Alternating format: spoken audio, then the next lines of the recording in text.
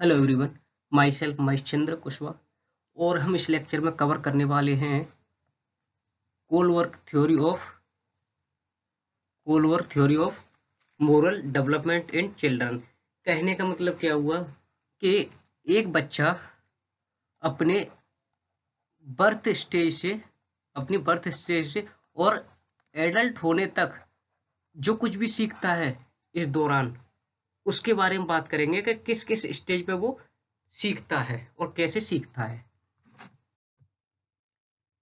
तो कोलवर्क theory of moral development इसको बोलते हैं हम। अगर हम इसके एक्सप्लेनेशन की बात करें तो इसमें क्या क्या आता है, जैसे कि कोलवर्क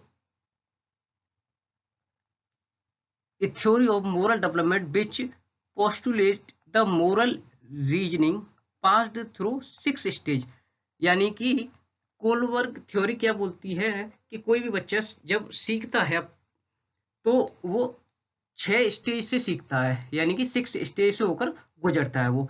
from early childhood to adulthood, यानी कि चाइल्डहुड से लेकर, बचपन से लेकर और एडल्ट होने तक जो भी वो सीखता है वो 6 स्टेज के थ्रू सीखता है अकॉर्डिंग टू कोलवर्क थ्योरी।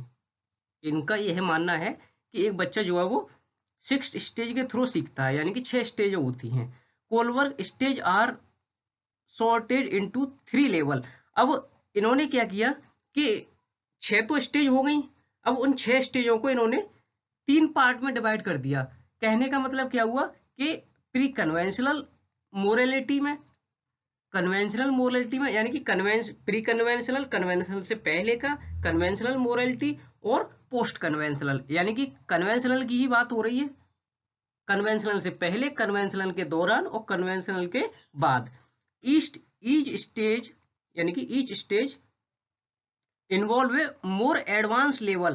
कहने का मतलब क्या हुआ, अब देखो स्टेज है तो स्टेज में क्या होता है, स्टेज में तो यही होता है ना कि पहली स्टेज मान लीजिए, अब मान लीजिए 6 स्टेज दे रखी है, ठीक है, ऐसे करके 6 स्टेज दे रखी है। अब इसका मतलब तो यही हो गया, और बच्चा कहाँ से सीख रहा है, अर्ली चाइल्डहुड से एडल्ट तक जा रहा है। तो कॉमन सेंस की बात है कि यहाँ पे अगर बात होगी पहली स्टेज में तो अर्ली चाइल्डहुड की होगी, फिर देन वो धीमे धीमे उसकी डेवलपमेंट होती जाएगी। तो इसका कहने का मतलब क्या हो गया कि जैसे जैसे हम स्टेज को क्रॉस करते हैं वैसे वैसे बच्चा जो है एडवांस लेवल में पहुंचता जाता है, ठीक है ना। With cognitive development and life experience, यानी कि कॉग्निटिव डेवलपमेंट यानी कि वो अपने माइंड का एक अच्छे से यूज करता जाता है, यानी कि वो आगे सीखता जाता है, ठीक है ना। अब स्टेज कौन कौन सी है, वो ओबीडियंस या पनिशमेंट ओरिएंटेशन पहली, दूसरी है individualism and exchange, establishing interpersonal relationship, maintaining social order, social contract and individual right, और उसके बाद यूनिवर्सल प्रिंसिपल, ठीक है ना। तो इसको हम पढ़ते हैं। अब 6 स्टेज कौन कौन सी हैं। सबसे पहले अवॉइडिंग पनिशमेंट, जहां पे प्री कन्वेंशनल की बात हो रही थी, ये कौन सी हो गई, 3 से 7 साल के एज के दौरान की बात होगी, ठीक है ना। 3 साल से 7 साल तक बच्चा जब होता है तो उसको बोलते हैं हम pre conventional stage. Pre conventional जिसमें की बात होगी अवॉइडिंग पनिशमेंट, जहां पे हम पनिशमेंट को अवॉइड करना चाहते हैं, जहां पे moral reasoning based on reward and punishment, यानी कि अच्छा करने वाले को हम रिवार्ड देते हैं और बुरा करने वाले को पनिशमेंट वाली बात जो वो इस स्टेज के दौरान की जाती है। इसमें कौन कौन से 2 आ जाएंगे, जहां पे अवॉइड पनिशमेंट और सेल्फ इंटरेस्ट की बात हो जाएगी जहां पे, ठीक है ना। अब यानी कि अपनी खुशी ढूंढते हैं हम यहाँ पे स्टेज में।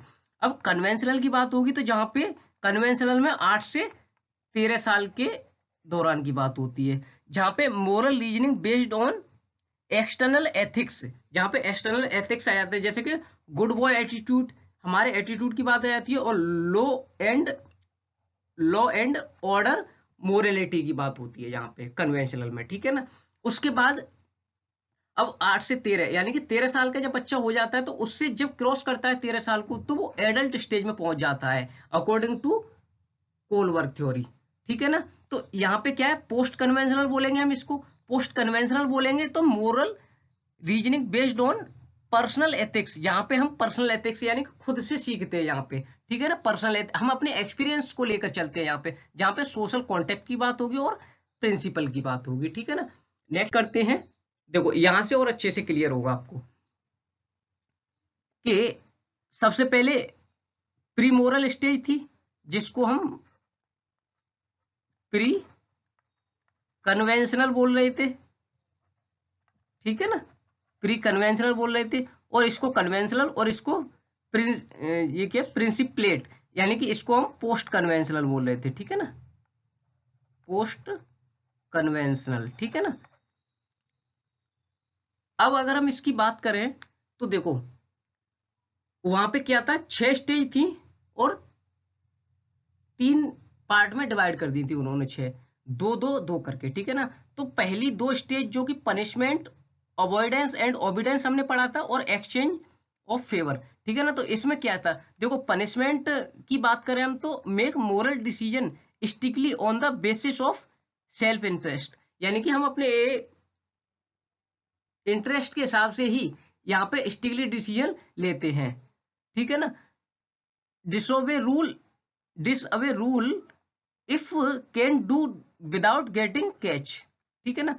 अब अगर हम बात करें एक्सचेंज की, सेकंड में एक्सचेंज की बात करें तो recognise that order have need but, यानी कि यहाँ पे हमें अपनी नीड तो रिकॉग्नाइज हो जाती है, यानी कि हमें जरूरत का पता तो चल जाता है कि ये जरूरत है हमको, but make satisfaction of own need a higher priority, जहां पे हम अपनी जरूरत को हायर प्रायोरिटी देते हैं, ठीक है ना। अब अगर बात करें हम कन्वेंशनल स्टेज की, प्री कन्वेंशनल हमने पढ़ लिया, जिसको हम प्री मोरल लेवल भी बोलते हैं। उसके बाद अगर हम बात करें सेकेंड में कन्वेंशनल में, तो इसमें 2 आ जाएंगे, जिसमें good boy and good girl, जहां पे make decision on the basis of what will please other, यानी कि जब हम एक तरीके से फ्रेंडली होने की बात करते हैं, ठीक है ना, रिलेशनशिप की बात करते हैं, जहां पे 2 स्टूडेंट आपस में एक तरीके से इंटरेक्ट कर रहे हैं, 2 बच्चे आपस में इंटरेक्ट करें, ठीक है ना। तो concern about maintaining interpersonal relation, देखो यहाँ पे आ गया ना इंटरपर्सनल, जब 2 व्यक्ति आपस में बात करते हैं तो वो कौन सा आ जाएगा कन्वेंशनल के अंदर, गुड बॉय और गुड गर्ल वाला, ठीक है ना। अगर हम बात करें लॉ एंड ऑर्डर की, जो कि 4th स्टेज होती है हमारी, तो look to society as a whole for guideline about behaviour, ठीक है ना, think of rule of inflexible और अनचेंजेबल। यहाँ पे रूल एक तरीके से कहने का मतलब ये हो गया कि हमें यहाँ पे लॉ और ऑर्डर को फॉलो करना होता है, यानी कि जो लॉ के अकॉर्डिंग ही हमें आगे बढ़ना होता है, उस हिसाब से हम यहाँ पे सीखते हैं।